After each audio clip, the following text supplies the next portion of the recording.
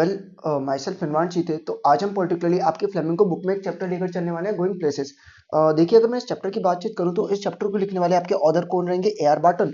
और ये आपका फाइनली लास्ट चैप्टर होगा। इसके बाद जो हमारे चैप्टर्स है फ्लेमिंगो के ऑलमोस्ट सारे कंप्लीट हो जाएंगे और हम विस्टास की तरफ स्विच करेंगे। देखिए, चैप्टर को स्टार्ट करने से पहले मैं आपको ऑथर के बारे में समझा देता हूँ। ऑथर का आपका नाम क्या रहने वाला है? A R Barton. ये आपके एक मॉडर्न राइटर है जो कि ज्यूरिक में रहते थे लेकिन इंग्लिश में लिखते हैं। एक्चुअली ज्यूरिक एक अलग कंट्री है जो कि आपकी स्विट्जरलैंड में पड़ती है। हालांकि जो कहानी रहेगी वो इंग्लैंड की रहेगी। अब किस प्रकार से रहेगी वो आपको स्टोरी में क्लियर होगा। ये जो स्टोरी गोइंग प्लेसेस है, इसमें बार्टन एक्सप्लोर करेंगे एक थीम को। एडोलसेंट किसको बोलते हैं? वो बच्चे जो कि ग्रोइंग एज ग्रुप के होते हैं, 16 साल के एज ग्रुप तक के बच्चे, जब उनकी बॉडी में फिजिकल चेंजेस देखने को मिलते हैं। कि एडोलसेंट की फैंटेसाइजिंग एंड हीरो वर्शिप। अमूमन ऐसा होता है ना कि आप किसी एक सेलिब्रिटी को अपना उसको बहुत ज्यादा आइडलाइज करते हैं।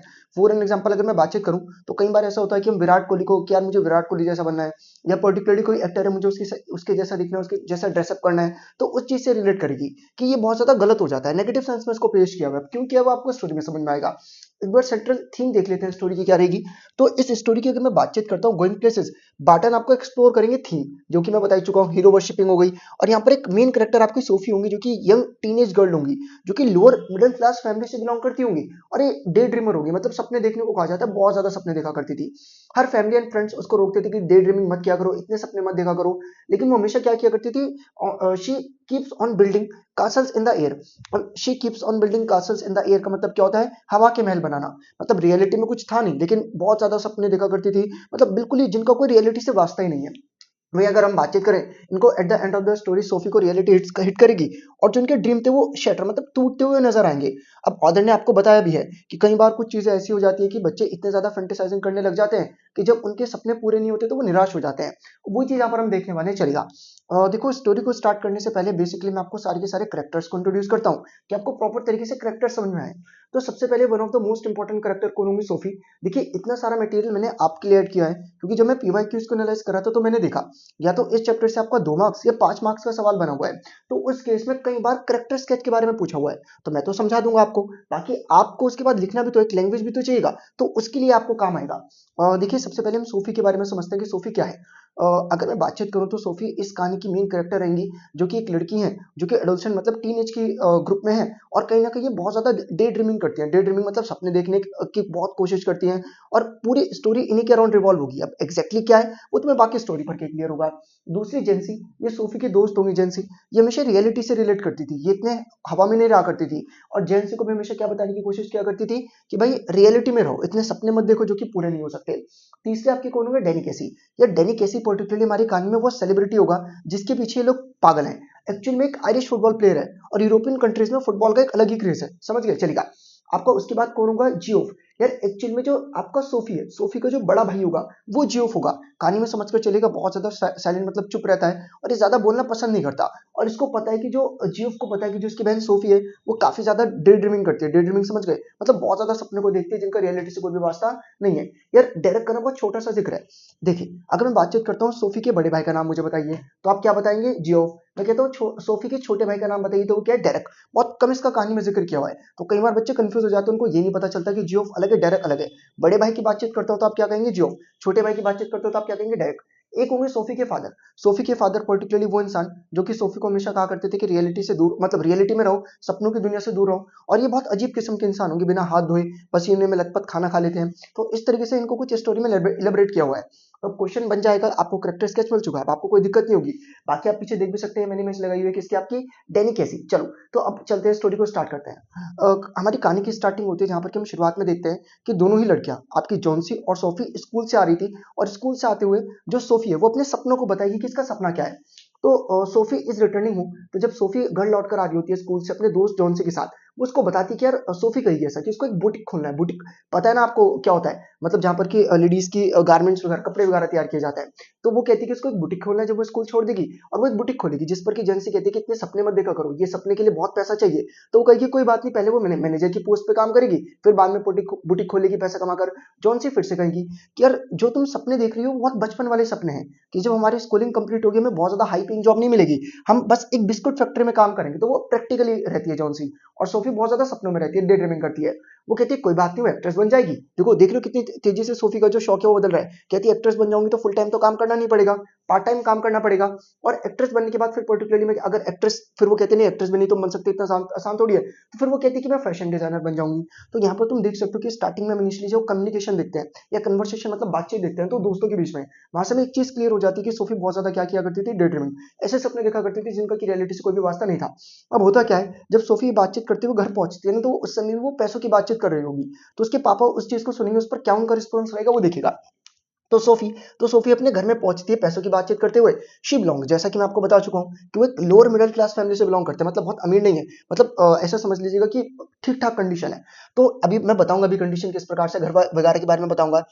रिटॉर्ट्स मतलब क्या होता है, उसके फादर उसको मतलब डांटते हुए इन द सेंस मतलब मजाक बनाते हुए समझाते हुए कहते हैं अगर वो कभी पैसा कमा पाए ना तो बेहतर रहेगा कि पहले एक डिसेंट हाउस, बुटीक वगैरह तो बाद में खोले, पहले एक अच्छा घर खरीदे।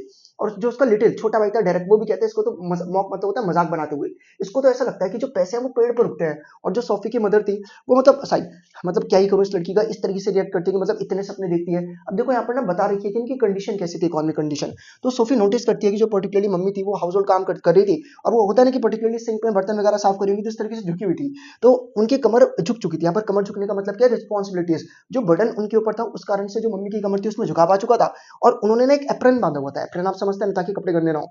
तो वो यहाँ पर ये भी कहा गया कि द डेलिकेट बो, डेलिको मतलब गांठ जो लगाई है उसको बुका है, जो डेलिकेट बो थी वो फास्टिंग मतलब वो खुल सकती थी। तो यहाँ पर मतलब बताया हुआ है कि मम्मी इतनी बिजी थी, इतनी काम में व्यस्त रहती थी, उनको अपनी भी होश नहीं थी। कई बार होता है ना कि हम इतने बिजी रहते हैं कि हमारे बाल बिखरे रहते हैं और कपड़े भी ऐसे रहते हैं, बस हम काम में इतना व्यस्त है कि बस उस पर ध्यान देने का मौका ही नहीं मिला। तो सेम ये है। और यहाँ पर बता भी रखा है कि घर इतना छोटा सा था कि जो स्टोव था उसका धुआं घर में भरा हुआ था। और जो गंदा प्लेट थी, मतलब जो प्लेट थी जिनमें मतलब होता है ना कि आप खाने पीने के बाद प्लेट को साफ करते हैं, तो जो गंदी प्लेट थी वो जो कमरे के किनारे वहां पर ढेर लगा हुआ था, इकट्ठी हुई थी। और सोफी ऐसे अपने गले को करती है और पर्टिकुलरली अपने भाई जियोफ की तरफ देखती है। अच्छा, आप यहाँ पर एक चीज को बहुत ध्यान से देखिएगा, जो सोफी है, वो बहुत ज्यादा अट्रैक्टेड है अपने भाई जियोफ की तरफ। वो बहुत परेशान रहती है, वो ना क्यूरियस रहती है, क्यों यार जियोफ ज्यादा बोलता नहीं है, तो सोफी को जानना है कि जियोफ के जीवन में क्या चल रहा है और उसके अपने कुछ सपने हैं।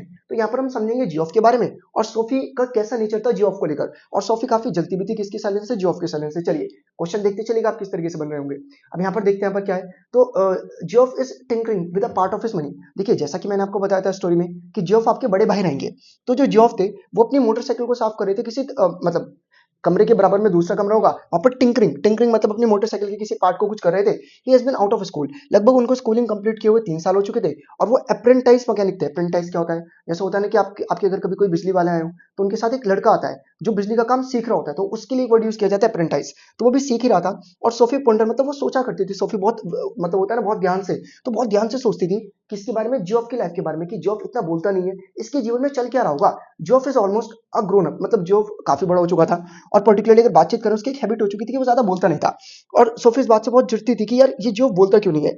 जॉब अपनी फैसिनेशन अपनी दुनिया में खोया रहता था। सिंपली देखो यहाँ पर मैं आपको शॉर्ट में बताता हूँ क्या है। पहले देखिए होगा क्या एक्चुअल में, कि जो जॉब है वो अपना कम बोलने वाला इंसान है। अब सोफी को लगता था कि ये कम इसलिए बोलता है, ये कहीं प्लेसेस पर घूम फिर कर आता होगा, इसके दिमाग में वो सब चलता रहता होगा। होता है ना कि आज मेरे साथ कुछ बहुत अच्छा हुआ तो मेरे माइंड में हमेशा वो थॉट्स चलते रहेंगे जिसको लेकर मैं अपनी सोच में रहूंगा, मैं ज्यादा लोगों से बातचीत करना नहीं पसंद करूंगा।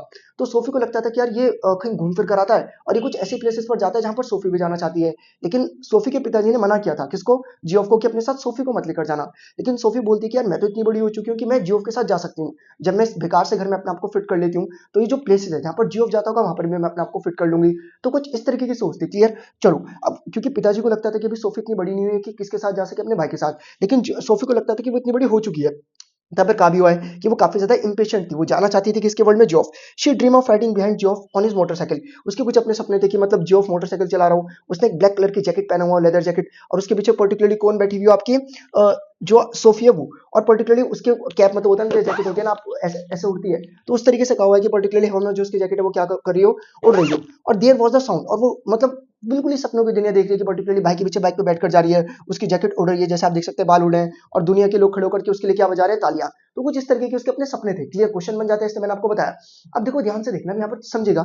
अब था क्या कि जो आपका जियोफ था वो सोफी पर ध्यान नहीं देता था, तो सोफी की अटेंशन को ग्रैब करने के लिए वो बताएगी कि मैं एक famous football player, Irish football player, जिसका कि मैंने आपको नाम बताया, डैनी कैसी से मिली हूँ। अब देखो यहाँ पर ना स्टोरी बहुत ज्यादा कंफ्यूजिंग हो जाती है। सबसे पहले आपके मन में सवाल आएगा कि जब स्टोरी बन रही होगी कि क्या एक्चुअली में डैनी कैसी को मिली है, तो राइटर ने इस तरीके से प्रेडिक्ट किया कि at the end of the story में क्लियर नहीं होता कि क्या जनरली सोफी मिली थी कैसी से, डैनी कैसी जो कि फुटबॉल प्लेयर है। तो नहीं यार, नहीं मिली थी, उसका बस अपना एक सपना था। क्लियर क्वेश्चन कैसे बनेगा मैं बताऊंगा, बस क्लियर क्लेरिफाई कर लीजिएगा। एक्चुअली में नहीं मिली है, वो डे ड्रीमिंग कर रही है। डे ड्रीमिंग समझ गए ना, सपना देख रही है, फिर सपना में जी रही है, इस तरीके से बोल सकते हैं। तो सोफी अपने भाई जियोफ को बोलती है कि वो डैनी कैसी से मिली है, जो कि एक आयरिश स्पोर्ट्स स्टार था, accrued arcade, sorry accrued, arcade किसको कहा जाता है, जैसे आप देखते हैं ना बड़े बड़े मॉल्स वगैरह हो जाते हैं, कुछ इस तरीके के प्लेस होते हैं, आपको आसपास कई सारी दुकानें देखने को मिलती है, उसको कहा जाता है आर्केड। तो वो कहती है वो आर्केड में मिली थी। और जियोफ जो कि एक स्पोर्ट्स एंथुसियास्ट था, मतलब उसको बहुत ज्यादा पसंद था स्पोर्ट, तो काफी ज्यादा एक्साइटेड हो जाता है, उसको अटेंशन मिल ही जाता है फाइनली सोफी को, किसका, अपने भाई का। अब देखो जियोफ क्या कहेगा, जियोफ कहेगा नहीं नहीं तुम झूठ बोल रहे हो, तुम तो सपने देखते रहते हो, वो यकीन ही नहीं करेगा। वो कहेगी नहीं नहीं, जब मैं विंडो शॉपिंग मतलब पर्टिकुलरली जब आपको कुछ खरीदना नहीं होता, बस आप चीजों को देखते हैं। तो कहती है मैं विंडो शॉपिंग करने गई हुई थी, ये जगह का नाम है रॉयस। तो सोफी डिस्क्राइब करती है कि तब वहां हमें कैसे से मिली। और वो जियोफ से कहती है कि बताना मत किसी को, कभी तुम किसी को बता दो, ये तुम्हारे और मेरे बीच में सीक्रेट रहना चाहिए। जो कैसी कहता है और कहती है अब वो देखो बताएगी, मैं आपको शॉर्ट में बताता हूँ हुआ क्या। वो पर्टिकुलरली बोलती है कि हुआ पर्टिकुलरली ये कि वो जब विंडो शॉपिंग कर रही थी, तो अचानक से वो एक लड़के को देखती है और वो उससे पूछती है कि आप क्या डैनी कैसी हैं, जिस पर वो लड़का पॉजिटिवली रिप्लाई करता है कि हाँ मैं ही डैनी कैसी हूँ। अच्छा, फिर वो कहती है, मतलब जो पूछता है कि उसने तुमसे बातचीत क्यों की, उसके जीवन में तो कई सारी लड़कियां होंगी। तो वो कहती है कि नहीं वो अकेला था, उसके पास कोई लड़की नहीं है, वो इस तरीके से नहीं है जिस तरीके से हमें दिखता है। और वो कही कि पर्टिकुलरली उसने मेरे से बातचीत की और मैं उससे उसका ऑटोग्राफ मांगने वाली थी। ना तो हमारे पास पेन था, ना तो हमारे पास पेपर था, इसलिए मैं उसका ऑटोग्राफ नहीं लेकर आई। और वो ऑटोग्राफ क्यों लेने वाली थी, अपने छोटे भाई डेरेक के लिए। और यहाँ पर यही कहा हुआ है कि जो कैसी और सोफी थे, फिर वो बातचीत करने लग जाते हैं क्लोथ्स को लेकर, मतलब जो नॉर्मली बातचीत होती है। और फिर यहाँ पर एक बहुत बड़ा क्लेम रखती है, कौन, सोफी, कि नेक्स्ट वीक हम दोबारा मिलेंगे और तब मैं ऑटोग्राफ लेकर आऊंगी, किसका, डैनी केसी का। अब उसने ऐसा क्यों किया, ताकि उसके भाई को उस पर यकीन हो जाए। और वो फिजिकल अपीयरेंस में बताती है कि वो दिखता कैसा है। तो उसने जैसे कि बताया कि उसकी ग्रीन ग्रीन आइज है और ग्रीन जेंटल आइज है, और उसने कहा कि इतना लंबा भी नहीं जितना कि हम सोचते हैं। और वो कहती है कि जब वो हंसता है तो उसके दांतों के बीच में गैप आता है। तो कुछ इस तरीके से उसने उसको क्या किया, इलिबरेट। क्लियर, चलो अब यहाँ पर ध्यान से देखना होगा क्या। अब जियोफ ये बात पिताजी को बता देगा, पिताजी को भी पता था कि यार लड़की बेवकूफ बनाती रहती है, रियलिटी में कुछ ऐसा है नहीं। तो फादर का रिएक्शन देखिएगा कैसा होगा। तो जियोफ फाइनली कन्विंस्ड हो चुका था उसकी स्टोरी से, और वो ये स्टोरी पिताजी को बताता है। उसके पिताजी जो है वो डिसबिलीव, मतलब कहते हैं यार ये झूठी बोलती रहती है, उससे एनॉय, मतलब यार होता है ना कि पर्टिकुलरली तुम मुझे कुछ बता रहे, मैंने कहा तो बेवकूफ है, कुछ भी बोलता रहता है। तो जब ऐसा बोलते हैं तो एनॉय मतलब होता है परेशान। तो यहाँ पर जो सोफिया वो परेशान हो जाती है, और वो पापा को भी यकीन दिलाने के लिए कुछ एक्स्ट्रा डिटेल्स, डेकोरेशंस और एक्सर्टेशंस किसको कहा जाता है, कुछ एक्स्ट्रा डिटेल्स को ऐड करती है अपनी स्टोरी में। और जो उनके फादर और जियोफ थे वो डिस्कस करने लग जाते हैं किसकी एबिलिटीज, डैनी केसी।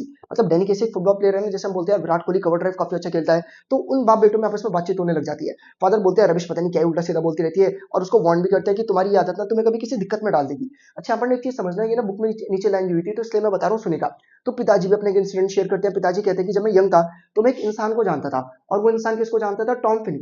मतलब मान लीजिएगा कि मेरा दोस्त है, मेरा दोस्त शाहरुख खान से मिल चुका है, तो वो हो गया ना कि मैं कह रहा हूँ कि मेरा दोस्त मिल चुका है शाहरुख खान से। तो उसके पिताजी कह रहे हैं कि मेरा एक दोस्त है, फिर मैं किसी को जानता था, वो किससे मिल चुका था, टॉम फिनी, जो कि एक फुटबॉल प्लेयर है। क्लियर, चलो। तो मुझे लगता है कि यहाँ तक आपको क्लियर होगा।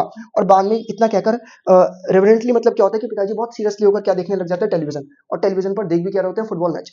अब यार इनकी एक आदत थी कि हर वीक के सैटरडे को फुटबॉल मैच देखने जाया करते थे। तो अब ध्यान से देखना, तो सैटरडे का दिन आएगा, वीकली पिलग्रिमेज, समझ गए ना। वैसे पिलग्रिमेज किसको कहा जाता है, श्रद्धालु जब आपके कहां पर जाते हैं, जैसे चार धाम वगैरह हो गए वहां। यहाँ पर्टिकुलरली किस सेंस में यूज किया हुआ है कि हर सैटरडे क्या देखने जाते थे, मैच। अच्छा, मैच को देखने से पहले एक चीज समझो, फुटबॉल के बारे में थोड़ा बता देता हूँ। हालांकि कहानी जो है वो इंग्लैंड की है, और जो आपका फुटबॉल प्लेयर है डैनी कैसी, वो कहाँ का है, आपका आयरलैंड का। अब आपको अजीब नहीं लगता कि ये लोग डैनी कैसी को सपोर्ट कर रहे हैं। मतलब ये वही चीज हो गई ना कि पाकिस्तान के लोग बाबर आजम को सपोर्ट ना कर विराट कोहली को सपोर्ट करते हैं। तो वही चीज मैं बता रहा हूँ कि यहाँ पर एक्चुअली में ना फुटबॉल में क्लब्स होते हैं, कंट्री से इतनी लोगों की आस्था नहीं जुड़ी होती, लोग क्लब्स के फैन होते हैं। तो यहाँ पर पर्टिकुलरली क्लब्स होते हैं फुटबॉल में। तो हालांकि ये लोग रहते इंग्लैंड में हैं, लेकिन जो इनको प्लेयर पसंद है वो पर्टिकुलरली कौन सा, आयरिश प्लेयर डैनी कैसी। क्लियर, चलो। तो अब यहाँ पर ध्यान से देखना होता क्या, जो सोफी थे, जो डायरेक्ट थे, जो फादर थे, वो तो बैठ जाते हैं, और जो जो बड़ा भाई था वो ऊपर की तरफ बैठ जाते हैं अपने दोस्तों के साथ। होता है ना कि पर्टिकुलरली इस तरीके से सीट्स होती है, ऊपर ऊपर ऊपर। तो ये तो नीचे की तरफ बैठ गए, जो जियो था वो पर्टिकुलरली ऊपर की तरफ बैठ गया। और फाइनली कौन कौन सी टीम जीत जाती है, यूनाइटेड। और यूनाइटेड कितने से जीत जाती है, 2-0, 2-0 समझ लेना, 2-0 से यूनाइटेड जीत जाती है। और ये लोग काफी ज्यादा खुश होते हैं कि इस जीत का जो पूरा का पूरा श्रेय वो किसको दिया जाएगा, कैसी। और यहाँ पर ध्यान से देखना, आफ्टर द मैच, मैच के बाद समझते हैं कि क्या हुआ। तो अब यहाँ पर ना एक इंसिडेंट है, मैं फटाफट से बताते चलता हूँ। तो कोई एक इंसान ये जब बस में जा रहे होते हैं, वो एक्सप्रेस करता है कि काश डैनी कैसी इंग्लिश होता, क्योंकि फिर हमारे देश के लिए अच्छी चीज हो जाती। इसलिए मैंने आपको इनिशियली बता दिया था कि डैनी कैसी कहाँ का प्लेयर है, आयरलैंड, और ये इंग्लैंड में रहते हैं, लेकिन पर्टिकुलरली फिर भी डैनी कैसी को क्यों सपोर्ट करते हैं, क्योंकि फुटबॉल में मतलब एज अ नेशन टीम नहीं बनती, मेनली क्लब्स को फॉलो किया जाता है, तो वो रीजन है। अगर आप फुटबॉल देखते हो तो आपको पता होगा। तो जो लिटिल डेरिक था, सोफी का यंगर ब्रदर, वो भी काफी एक्साइटेडली मदर को बताता है कि इस बार तो आयरलैंड वर्ल्ड कप जीतेगी। क्यों? क्योंकि पर्टिकुलरली कौन बहुत अच्छी तरीके से खेलता है, डैनी केसी। सोफी जो है अपने मतलब अब यहाँ पर एंड में हम देखते हैं कि जो सोफी थी वो डेरेक को घर ले जाते हैं, और पर्टिकुलरली फादर ना पब में जा चुके थे सेलिब्रेट करने। और सेलिब्रेट करने क्यों गए? होता है ना कि अगर इंडिया वर्ल्ड कप जीत जाएगा, हाल ही में चैंपियंस ट्रॉफी आने वाली है, तो हम लोग भी सेलिब्रेट करेंगे, तो वही चीज। तो यहाँ पर पता चलता है कि लोग फुटबॉल के कितने फैन थे। अब जेंसी न्यू द ट्रूथ, देखो यहाँ पर क्या होगा। अब यहाँ पर होगा क्या, जो सोफी की दोस्त जेंसी थी उसको ये बात पता चल जाएगी, कौन सी, डैनी केसे वाली। और यहाँ पर ना सोफी घबरा जाएगी। क्यों? उसको लगा कि अगर ये बात उसके पापा को पता लग गई ना कि नेक्स्ट वीक में उससे मिलने वाली है, तो उसके पिताजी उसको बहुत डांटेंगे। अब पता कैसे चली सोफी को बात, ध्यान से देखिएगा। तो जो सोफी की बात, ये जेंसी को कैसे पता चली। तो जो सोफी का बड़ा भाई था जियोफ, ठीक, वो जेंसी का बड़ा भाई जो कि फ्रैंकी था उसका दोस्त था। तो सोफी ने जियोफ को बताई, जियोफ ने फ्रैंकी को बताई, और फ्रैंकी ने फाइनली किसको बता दी, जॉन्सी। अब यहाँ पर तुम्हें शॉर्ट में बताता हूँ क्योंकि इतना इंपॉर्टेंट इंसिडेंट नहीं है। तो हुआ ये कि पर्टिकुलरली वो घबरा जाएगी सोफी, और जैसे उसको पता चलेगा कि जेंसी की बात पता चल चुकी है।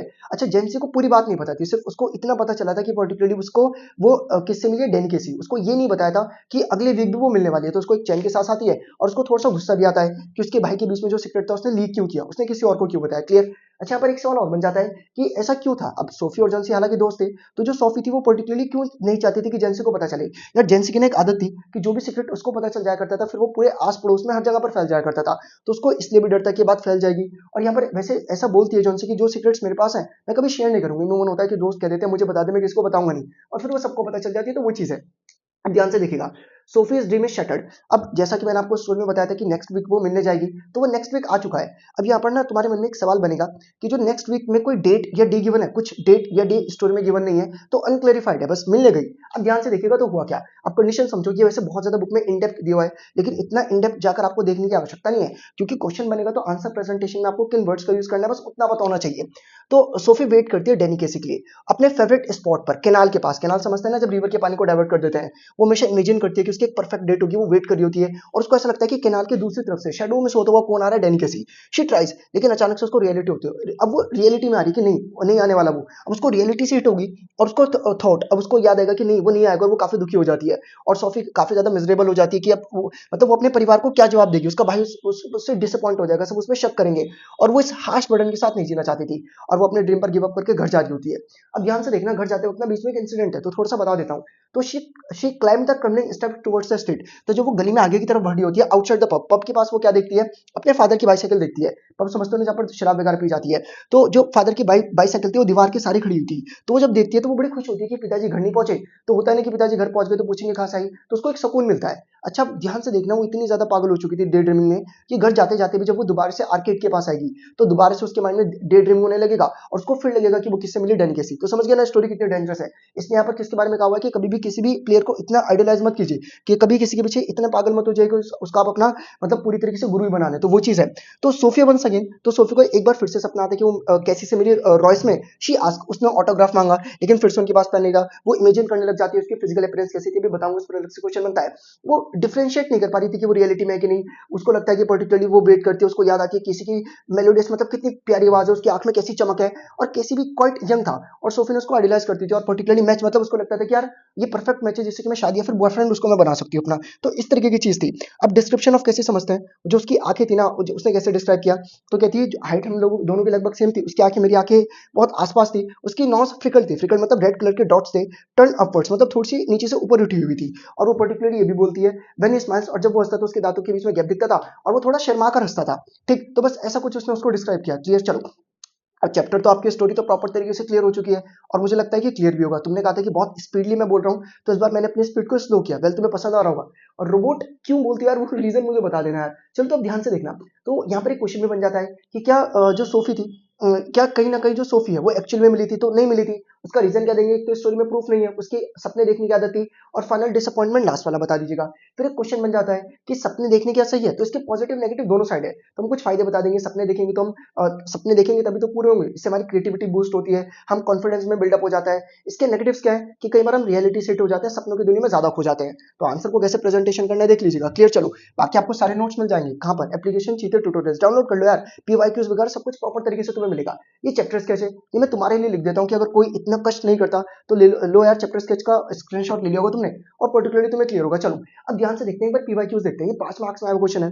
तुम लोग मेरे से पूछ रहे थे कि पैरेलल क्वेश्चन कैसे लिखना है, इसके बाद मैं वही वीडियो बनाने वाला हूँ। हालांकि एक क्वेश्चन में तुम्हें बता भी देता हूँ थोड़ा शॉर्ट में, देखिए तो यहाँ पर क्वेश्चन बना हुआ है कि सोफी जो गोइंग प्लेसेस था और सुब्बू जो पोएट एंड पेनकेक्स था, दोनों करेक्टर्स के बीच में आपको कंपेयर करना है। अब लिखकर आप ऐसे फॉर्मेट में नहीं आओगे, ये just a way of presentation, मतलब आपको समझाने का एक तरीका है मेरा, ताकि आपको चीजें इजीली समझ में आ जाए। और की पॉइंट्स हैं लिखना पैराग्राफ में, तो आप बता दीजिएगा कि सोफी का सपना क्या था कि वो बुटीक का फैशन डिजाइनर बने, सुब्बू का सपना क्या था कि वो पोएट एक्टर बने। वहीं अगर हम बातचीत करते हैं फाइनेंशियल लिमिटेशंस जो थी, सोफी पर्टिकुलरली काफी गरीब थी, और वहीं अगर हम किसकी बातचीत, गरीब इन द सेंस अब काफी नीचे तबके की थी। हम सुब्बू की बातचीत करें तो काफी अच्छी तरीके से वो ग्रोथ कर रहा था, सुब्बू से सब लोग जला करते थे। और यहीं अगर हम बातचीत करते हैं सोफी, तो सोफी की लाइफ में कई सारे चैलेंजेस थे, क्या वो जो गोल्स थे उसको अचीव नहीं कर पा रही थी, और जो उसके सपने थे कभी पूरे नहीं हो रहे थे।